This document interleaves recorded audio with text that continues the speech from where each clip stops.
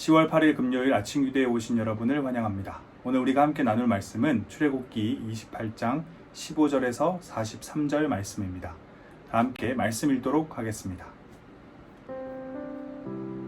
너는 판결 흉패를 에봇 짜는 방법으로 금실과 청색, 자색, 홍색 실과 가늘게 꼰 배실로 정교하게 짜서 만들되 길이와 너비가 한 뼘씩 두 겹으로 네모 반듯하게 하고 그것에 네 줄로 보석을 물리되 첫 줄은 홍보석, 황옥, 녹주옥이요 둘째 줄은 석류석과 남보석, 홍만호요 셋째 줄은 호박과 백만호, 자수정이요 넷째 줄은 녹보석, 호만호, 벽옥으로 다 금태에 물릴지니 이 보석들은 이스라엘 아들들의 이름대로 12이라 보석마다 12지파에 한 이름씩 도장을 새기는 법으로 새기고 순금으로 노끈처럼 따은 사슬을 흉패 위에 붙이고 또 금고리 둘을 만들어 흉패 위 곧 흉패 두 끝에 그 두 고리를 달고 따은 두 금사슬로 흉패 두 끝 두 고리에 꿰어매고 두 따은 사슬의 다른 두 끝을 에봇 앞 두 어깨바지에 금태에 매고 또 금고리 둘을 만들어 흉패 아래 양쪽 가 안쪽 곧 에봇에 닿는 곳에 달고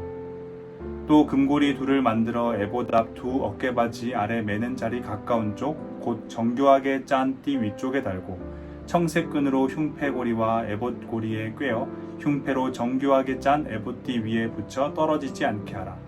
아론이 성소에 들어갈 때에는 이스라엘 아들들의 이름을 기록한 이 판결 흉패를 가슴에 붙여 여호와 앞에 영원한 기념을 삼을 것이니라. 너는 우림과 둠밈을 판결 흉패 안에 넣어 아론이 여호와 앞에 들어갈 때에 그의 가슴에 붙이게 하라. 아론은 여호와 앞에서 이스라엘 자손의 흉패를 항상 그의 가슴에 붙일지니라.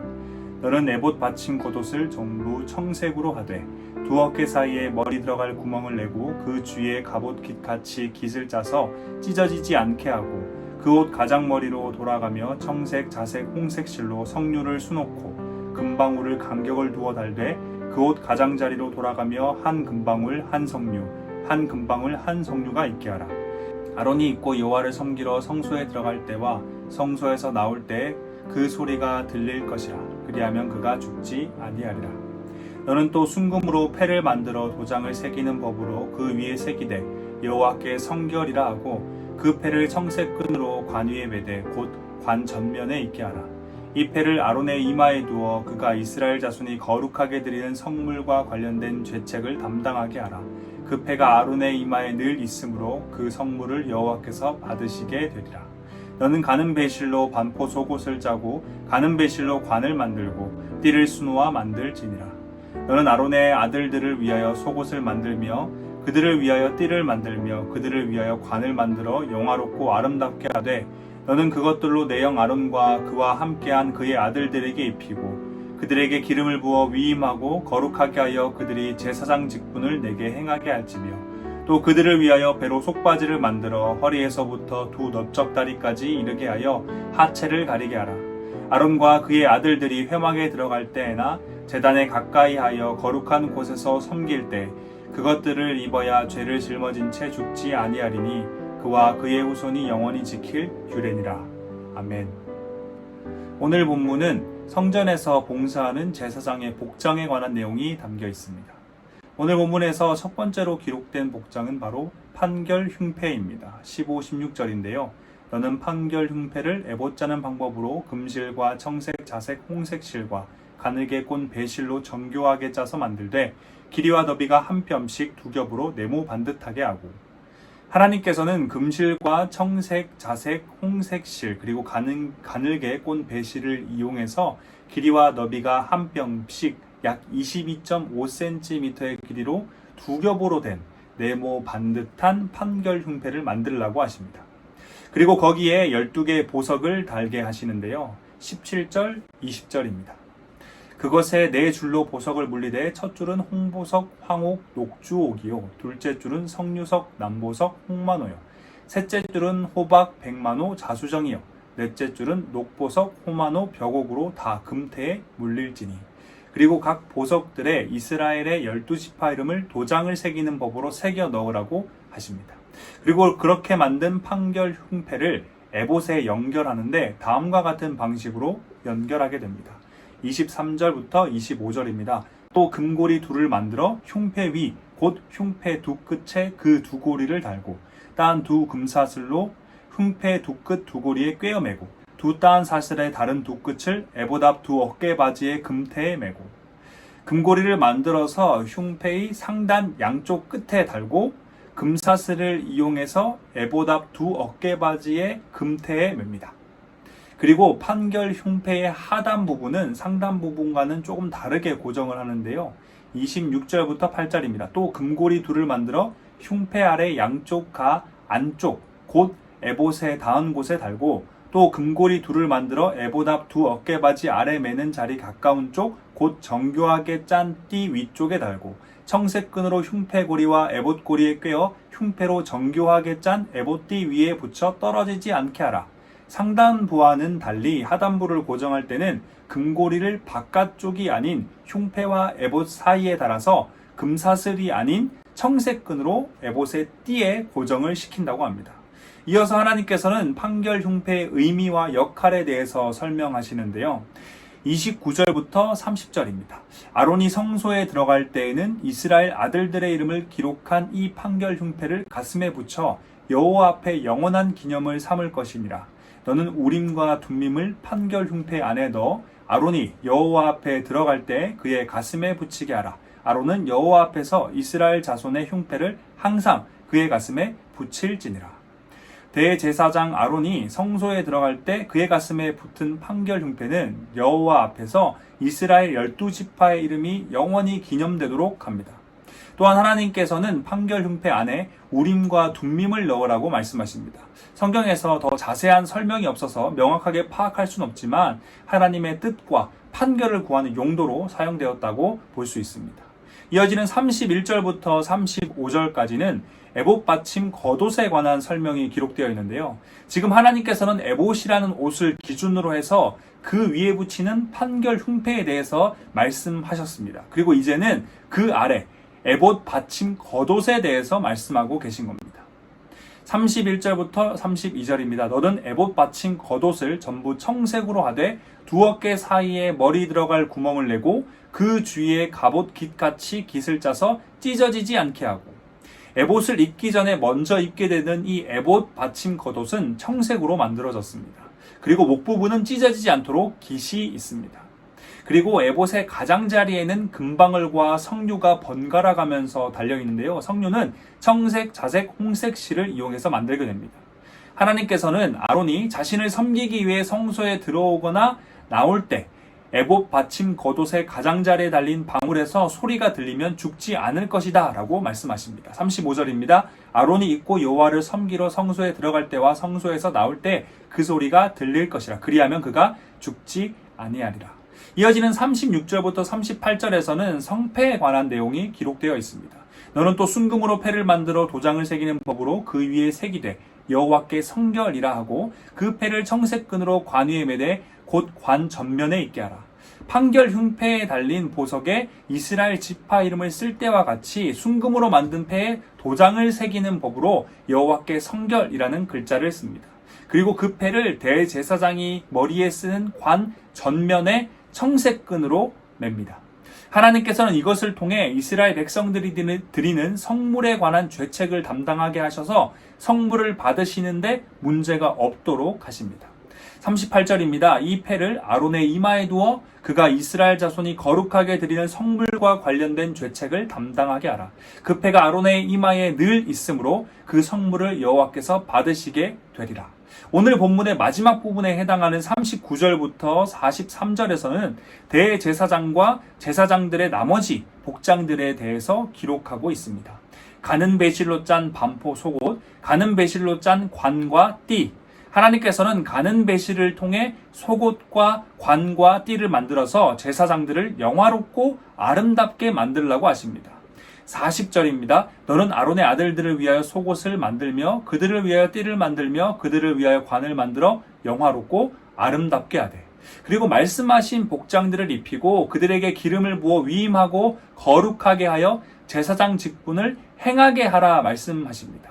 41절입니다. 너는 그것들로 내 영 아름과 그와 함께한 그의 아들들에게 입히고 그들에게 기름을 부어 위임하고 거룩하게 하여 그들이 제사장 직분을 내게 행하게 할지며 마지막으로 하나님께서는 속바지를 만들 것을 이야기하십니다. 42절부터 43절입니다. 또 그들을 위하여 배로 속바지를 만들어 허리에서부터 두 넓적다리까지 이르게 하여 하체를 가리게 하라. 아론과 그의 아들들이 회막에 들어갈 때나 제단에 가까이 하여 거룩한 곳에서 섬길 때 그것을 입어야 죄를 짊어진 채 죽지 아니하리니 그와 그의 후손이 영원히 지킬 규례니라. 허리부터 두 넓적다리까지 이르는 배로 만든 속바지를 입는 이유는 대제사장과 제사장들이 회막에 들어갈 때나 거룩한 곳을 섬길 때 죄를 짊어진 채 죽지 않게 하기 위함입니다. 그리고 하나님께서는 복장과 관련된 모든 말씀을 제사장의 후손들이 영원히 지켜야 할 규례라 말씀하십니다. 오늘 본문 속 제사장의 복장을 정리해보면 대제사장은 총 6가지의 복장을 입게 됩니다. 가장 먼저 속바지를 입습니다. 그리고 그 위에 속옷과 띠를 두르고 그 위에 에봇 받침 겉옷을 입습니다. 그런 다음 에봇과 에봇 띠를 두르고 그 위에 판결 흉패를 붙입니다. 마지막으로 머리에 관을 쓰고 성패를 답니다.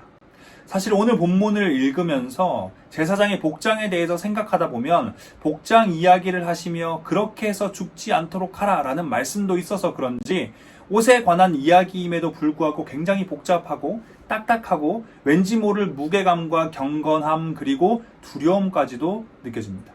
그런데 오늘 본문을 하나님의 입장에서 생각해 본다면 조금 다르게 느껴집니다. 방울소리가 들리면 죽지 않을 것이라는 35절의 말씀을 바꿔 말하면 소리가 안 들리면 죽는다인데요. 사실 상식적으로 생각해 봤을 때 방울이 달린 옷을 입고 아무 소리도 안 나게 하는 것이 소리가 나게 하는 것보다 더 힘든 일입니다.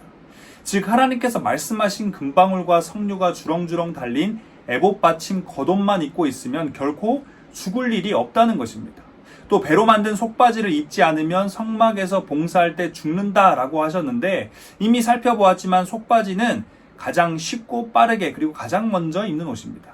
우리가 살아왔던 지난 삶의 경험을 미뤄봤을 때 본문 속 배로 만든 속바지와 같은 것이라 할 수 있는 속옷, 이 속옷을 안 입고 우리가 겉옷을 입는 경우는 없습니다. 정말 정신이 없어서 겉옷을 바로 입더라도 우리는 겉옷을 입는 순간 그것을 깨닫고 속옷을 다시 입게 됩니다. 즉 오히려 아무 소리도 안 나게 하는 것이 방울소리가 나게 하는 것보다 훨씬 어려운 일인 것처럼 하나님께서 배로 만든 속바지를 입지 않으면 성막에서 봉사할 때 죽는다고 하신 말씀은 오히려 배로 만든 속바지를 안 입는 것이 입는 것보다 어려운 일인 것입니다.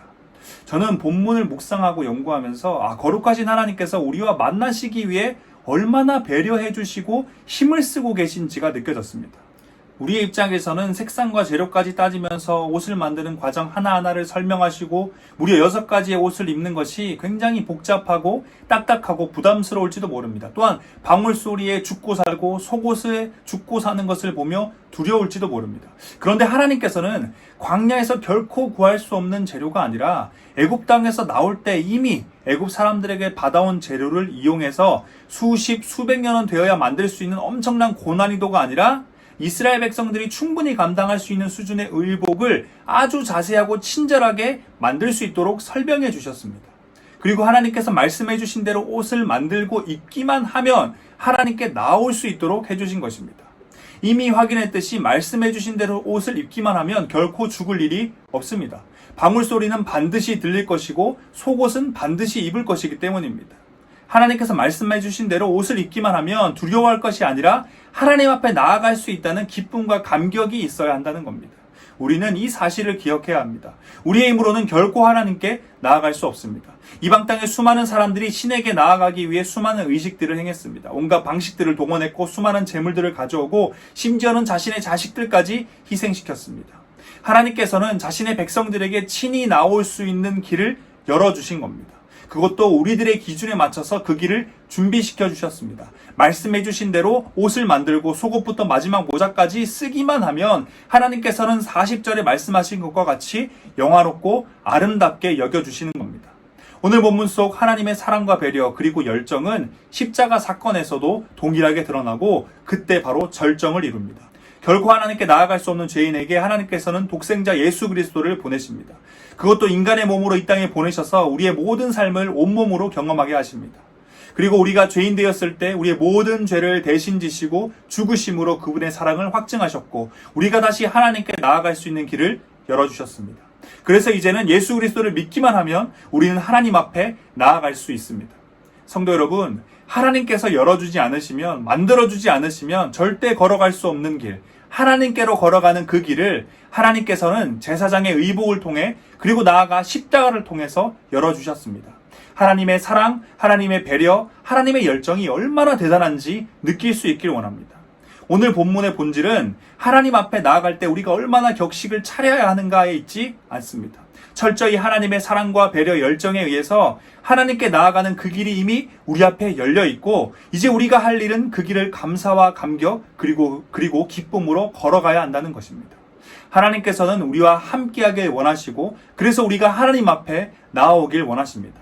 히브리서 4장 14절부터 16절 말씀입니다. 그러므로 우리에게 큰 대제사장이 계시니 승천하시니 곧 하나님의 아들 예수시라. 우리가 믿는 도리를 굳게 잡을지어다. 우리에게 있는 대제사장은 우리의 연약함을 동정하지 못하시리가 아니요 모든 일에 우리와 똑같이 시험을 받으신 이로되 죄는 없으시니라.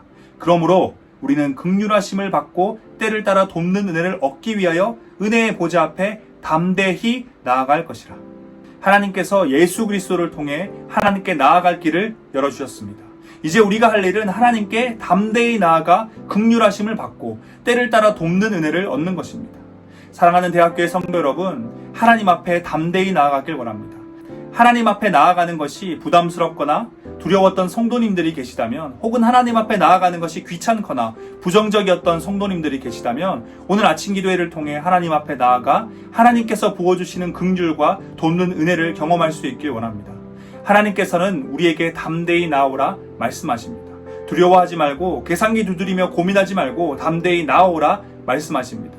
우리 인생에 필요한 긍휼, 용서, 회복, 도움, 위로, 힘, 그 모든 것이 하나님 앞에 있습니다. 지금도 하늘보다 넓고 바다보다 깊은 그 두 팔을 벌려 우리를 부르고 계신 하나님께로 담대히 나아가는, 그래서 그 사랑을 온몸과 마음으로 경험하는 우리 모두가 되길 소망합니다. 다 함께 기도하겠습니다. 우리의 창조자 구원자 되신 하나님, 주님의 이름을 찬양합니다. 오늘도 어김없이 우리에게 새 생명 주심에 감사드립니다. 사랑하는 하나님, 하나님 앞에 담대히 나아가길 원합니다. 하나님께서는 우리와 함께하길 원하시고 교제하길 원하셔서 하나님께 나아갈 길을 열어주셨는데, 우리는 다양한 것들을 이유로 삼으며 그 앞에 서지 못했습니다.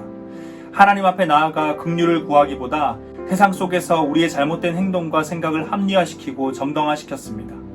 하나님 앞에 나아가 돕는 은혜를 구하기보다 세상이 주는 위로와 세상의 방식을 따라 아픔과 두려움을 이겨내고 문제를 해결하려 했습니다. 하나님 앞에 나아가는 것이 부담스럽고 무섭고 또 때로는 귀찮고 심지어 짜증이 날 때도 있었습니다. 우리의 이런 모습에도 불구하고 지금도 여전히 두 팔을 벌려 우리를 부르고 계신 그 놀라운 사랑에 감사드립니다. 사랑하는 하나님, 오늘 이 시간 우리의 마음을 돌이키길 원합니다. 우리의 대제사장 되신 예수 그리스도를 기억하며 하나님께 담대히 나아가길 소망합니다.